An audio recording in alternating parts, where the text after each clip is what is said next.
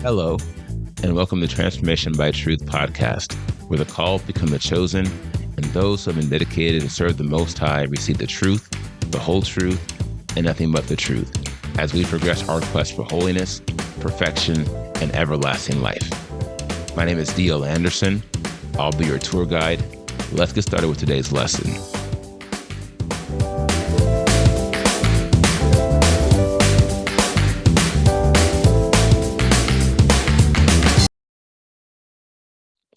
Hello, my friends. D.L. Anderson here. I'm excited to be kicking off today's podcast because today's podcast marks the beginning of the quest for holiness, perfection, and everlasting life 2022. That's right. This is week one of the rest of your life, namely your spiritual life, which as you carry on your personal quest, beginning with week one and continuing into week 52 and beyond, you will find yourself gradually being transformed into a spiritual giant who is realizing the illustrious words spoken by Shaul, "I have strength to do all through Messiah who empowers me." Now, truly, we are all formed to do great and mighty works in accordance with the Father's will, and to live a life of spiritual abundance, as this is his desire for his children, those who have given themselves to the transformation that only comes by truth. That, my friends, is who we are, and that's why you're here. It's because the Spirit has convicted you and made it clear to you that Pinnacle of Holiness Ministries is a truth factory, and you will receive the truth you need to enter into everlasting life here. And so, once again, as your tour guide and a man of Elohim who is wholly dedicated to your spiritual success, I welcome you to the Quest for Holiness, Perfection, and Everlasting Life 2022.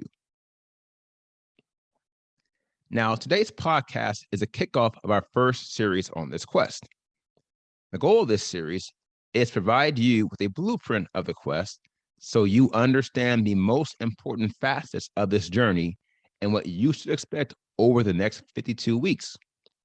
For this cause, I have labeled this inaugural series as 1 week dedicated to preparing you for the quest of a lifetime. Along these lines, our goal for the next 5 days is to ensure we have addressed any questions or concerns you may have before we set off next week, because my sincere desire is that everyone who joins us on this quest does, in fact, finish the course. And I will do everything within my power to make that our reality, and I trust you will too. Now, if you're listening to the podcast and have not signed up to join the quest, I want to invite you to formally sign up today at www.pinnacleofholiness.com/next. Now, you should sign up to join if you want to get the most out of this quest for 3 primary reasons. 1, 80% of this quest will take place outside of the podcast in individual and group programs we have established for our members. 2, our members have access to 100% of the resources we are using to enhance everyone's experience on this quest. And 3, there is strength in numbers. Now, along these lines, I want to remind everyone that the group of men and women who are embarking with us on this quest have been called by the Father and are spiritually vetted. Therefore, you're not going to find too many groups in our world with a higher spiritual quality than the group of men and women on this quest. And this is one of our greatest strengths. Now, all the same, just because you've been called to this quest and have signed up does not guarantee your success. On the contrary, you must put the work in and not only be hearers of the word via our podcast, but doers of the word via the aid of all our ministry resources. Now, this speaks to the immense advantage our members have over those who are simply following the podcast. Our members are receiving dedicated teaching and training outside of the podcast to show them how they can become doers of the word. They also have access to a wide range of tools and resources. And most importantly, they have direct access to me, the quest leader, and a man who has walked the path he is leading the group on. That being said, I want to invite you once more to sign up for the quest if you have not already at www.pinnacleofholiness.com/next and join a group of men and women who will be as dedicated to your success as we are to our own. Now let's move on and discuss the series objectives. Now, as you can see here, the objective of day one is to provide a high-level roadmap of this quest. And that's what today will be about. Now, without further ado, I want to kick off our intro lesson, introducing the Quest for Holiness, Perfection, and Everlasting Life 2022, Day 1. Now, the title of today's lesson is Holiness Becomes Thine House, O Yahuwah. You are holy men to me, Exodus 22:31. Now, here are the lesson objectives. 1, define the quest for holiness, perfection, and everlasting life. 2, analyze our focus on the quest for holiness. 3, examine holiness, set-apartness, and sanctification. And 4, discuss why it's important for us to be holy.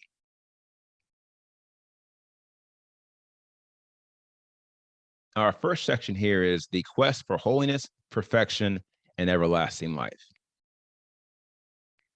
Now, the quest for holiness, perfection, and everlasting life is a spiritual journey in which those who have been chosen to serve the Most High unlock all the powers of the Spirit to facilitate their transformation into the spiritual model of Yahushua Messiah, the only brought forth Son of Elohim.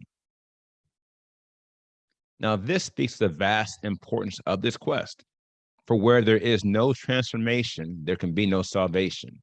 And as this quest is the only path that affords this model of transformation, it's impossible to be saved apart from completing this quest. Now, as its name implies, this quest is in fact 3 quests in one. You have the quest for holiness, the quest for perfection, and the quest for everlasting life. Now, the Spirit has led me to call out each objective of the overarching quest for a simple reason. It's impossible to master one quest without mastering them all. We know this is true because of the relationship between holiness, perfection, and everlasting life. Holiness is the bridge that leads to perfection. Perfection is a door that leads to everlasting life. And everlasting life is a prize at the end of the quest. Now, as you can see here by this image, the way of holiness is the bridge, perfection is a door, and everlasting life is the prize. Now, the bridge, which is the way of holiness, represents the vast majority of this quest. In that sense, we spend our days on this quest, working to achieve a spiritual status of perfection to inherit everlasting life by gradually acquiring the set-apart nature of holiness. Now, for this cause, I will routinely refer to this quest as the quest for holiness to apply precedence to its fundamental objective. That is, to master every degree of holiness, to validate our perfection, and certify our election into everlasting life. Let's now move on to discuss the quest for holiness. Now, the fact that more than 90% of our quest is dedicated to obtaining the set-apart nature of holiness should make it clear how important our holiness is to Elohim. And since his desire is that none should be lost, it further reveals how critical holiness is to our salvation. Leviticus 27-8 reads, "And you shall set yourselves apart and shall be holy, for I am Yahuwah, your Elohim, and you shall guard my laws and do them. I am Yahuwah who sanctifies you." Now, there are 3 key words in this passage we need to evaluate because they are similar, but they're not the same. For that reason, many in the religious circuit have misconstrued them, and many Bibles are portraying these words inaccurately. Now, these three words are holy, set apart, and sanctify. Now, by definition, holiness is a divine state of consecration to Elohim, illustrated by one who has been set apart upon completing the appointed spiritual processes required to transform them into the image and likeness of Yahushua Messiah. Now, by definition, to set yourself apart requires you to separate yourself from the world and the matters of the world, shifting your focus to the Father's will. And as you do, the Spirit will strengthen your set apartness by transforming you to parallel the objects of your focus. Now, this truth clearly reveals we are all being transformed in one way or another. The question of the hour is, what model or belief system is transforming you? Now, the answer for everyone on this quest is the same. We are being transformed by truth. Now, no doubt, this is a very powerful and critical process. Just think about it. The process of set apartness allows you to be transformed into anything you focus on at a level of mastery. And this, my friends, is the only way we can achieve a spiritual status similar to our Creator. Now, along these lines, the process of set apartness facilitates our acquisition of the divine nature of holiness, and no other process can do this. Now, chiefly, as we set ourselves apart and focus on the objectives of our transformation, the Spirit dynamically assimilates us into the model of holiness. Ergo, it's impossible to be holy if you do not set yourself apart, which again is not just separating yourself from the world. Setting yourself apart requires you to achieve a superior focus on the Father's will in all things spiritual. Now, to be sanctified requires you to first set yourself apart and be transformed by the renewing of your mind, which occurs as you advance your focus. It's not a procedure you can execute on your own. Rather, the Father sanctifies you as you progress his will in your life. Now, this truth reveals that many Bibles have mistranslated the process of sanctification, but they make two contradicting statements simultaneously. Now, on the one hand, these Bibles suggest Elohim must sanctify us, while also suggesting we can sanctify ourselves. These statements do not and cannot agree. Clearly, the former is true. To be sanctified, the Father must sanctify you. We know this because sanctification, by definition, is dependent upon the Father's evaluation of the progress you have made at mastering his will. Now, the alternative suggests we, fallen men and women, have the spiritual capacity to evaluate ourselves against a standard so high, only the Father can know it. This, my friends, is folly and false doctrine. Don't believe it. Now, here's a question. Besides not being able to grasp the standard of sanctification, why else do you think man is not qualified to evaluate himself? The answer, man by and large has an inflated opinion of himself and will almost always evaluate himself as better than what he truly is. Now, Leviticus 11:44-45 reads, "For I am Yahuwah, your Elohim, and you shall set yourselves apart, and you shall be holy, for I am holy. And do not defile yourselves, and you shall be holy, for I am holy." Leviticus 20:26 reads, "And you shall be holy to me, for I, Yahuwah, am holy, and have separated you from the peoples to be mine." Now, the sum of these scriptures confirm my analyses of holiness, set-apartness, and sanctification. And seeing as these account for such a terrific amount of our quest, I will be dedicating a terrific focus on these models to ensure we are all aligned with the truth. Moving on, let's now discuss a similar state of holiness. Now, a primary reason why holiness is such a focal theme of scriptural theology is because it's the divine nature in which our Creator exists.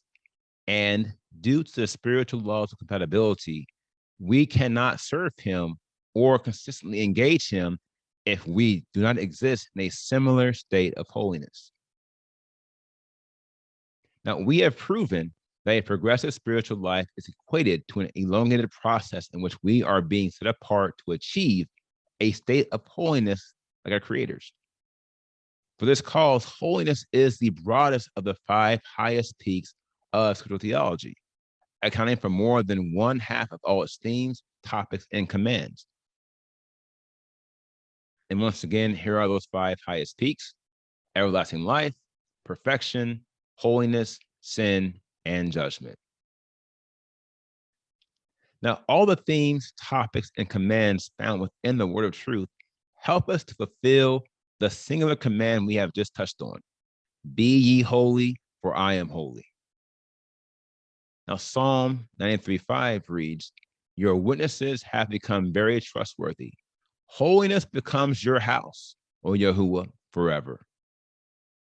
Now, 1 Corinthians 6:19 reads, or do you not know that your body is the dwelling place of the set-apart Spirit who is in you, which you have from Elohim, and you are not your own? Now, these scriptures make 2 critical points. One, our bodies are temples of Elohim, or places where He dwells by His Spirit. And 2, every house or bodily temple that belongs to Elohim must become holy. Now, this is just one more reason why we have reduced the overarching quest for holiness, perfection, and everlasting life to a singular quest for holiness. And over the next 52 weeks, we're going to guide you through the transformation required for you to be holy. Now, here's the final word. It's all about holiness. Now, there are tens of objectives, goals, and milestones we'll come across as we work to certify our election into the eternal kingdom of heaven. And the majority of these are in some way related to holiness. Therefore, holiness is the prevailing theme of this quest, and a spiritual topic we'll dedicate a good portion of our time to. Now, let's discuss what's next in this series. We just completed day 1, holiness becomes thine house, O Yahuwah. Day 2 is transformed by truth, 1 level at a time. And that is tomorrow's podcast. Now, if you're a member and have questions, please click the Q&A box underneath the video player. Likewise, if you have comments you want to share with the group, please share those in the comment box located underneath the QA box. Now, if you're not a member and you have questions about today's podcast, feel free to contact us via our website at www.pinnacleholiness.com using the form on our contact page, and we'll respond to you as soon as we can. And thank you for being with us today.